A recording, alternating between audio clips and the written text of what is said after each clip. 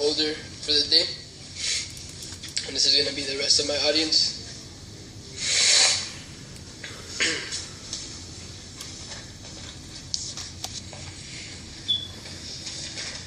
Hello everyone, my name is Alberto Asseo, and today I will be giving an informative speech on Cuban culture. I will be covering 4 different aspects of Cuban culture today. The 4 main aspects are Cuban cuisine, music, arts, and history.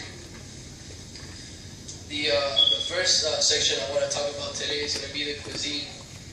The history of the cuisine is actually a fusion of Spanish, African, and Caribbean cuisines, all in one.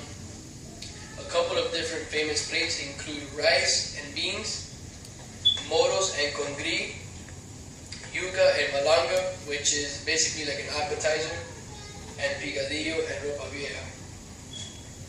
Over here, I've displayed a couple of different plates so you guys can see what they look like. Here we have ropa vieja with congri and plátano maduro, which is one of my personal favorites. Another plate we have over here is going to be masa de puerco with plátano maduro and white rice. This down here is an appetizer. It's yuca with mojo. And then the one that we have all the way in the bottom is going to be a dessert. It's this is what we call flan. Sometimes they mix it with coconut to give it a better flavor. But either way, it's a good dessert. The next section I want to be covering today is going to be the Cuban music. A couple of different genres include salsa, merengue, and mambo. Salsa is going to be one of my personal favorites, and a lot of Cubans like to dance to salsa music at their parties.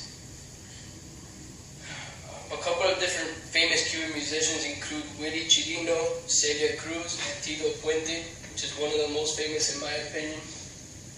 Over here, I have a photo of Celia Cruz, and I have a photo of Willie Chirino, which are very, very well-known Cuban musicians. The next section I want to talk about today is going to be arts. A couple of different museums in Cuba include the Museo Arqueológico and the Museo Municipal.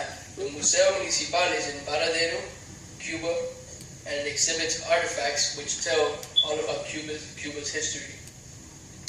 The other one is the Museo Arqueológico, which is also very famous, and it was one of the first museums in Cuba. Another section of arts that I'd like to talk about is the theaters. The Teatro de Manzanillo and the Teatro de Bayamo are 2 of the most famous theaters in the Caribbean, and also home to some of the most famous performances.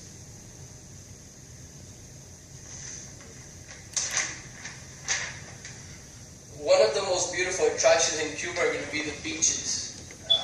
You have the Playa de Varadero and Los Cabos, which is also known for its tourism. These beaches are known for their tourism all year long, so whenever you go, they're always packed. Santiago de Cuba is one of the most visited cities in Cuba, and is also home to La Caridad de Cobre. The reason I chose Cuban culture is because I can relate to the subject, considering that I'm from Cuban heritage. Both of my parents were born in La Habana, Cuba. And even though I've only visited once, I would like to maybe take my kids one day so they could visit where we come from. And all I have to say about it from my experience is this is one of the most beautiful places I've ever seen, although there's a lot of poverty. I did visit La Bodeguita, which is very famous for its, which is one of the most famous restaurants in Cuba, and it's also home of one of my favorite drinks, the mojito. This is where the mojito was born, so I liked it.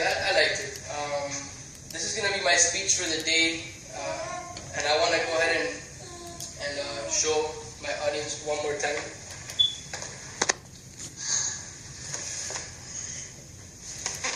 Go, Daddy.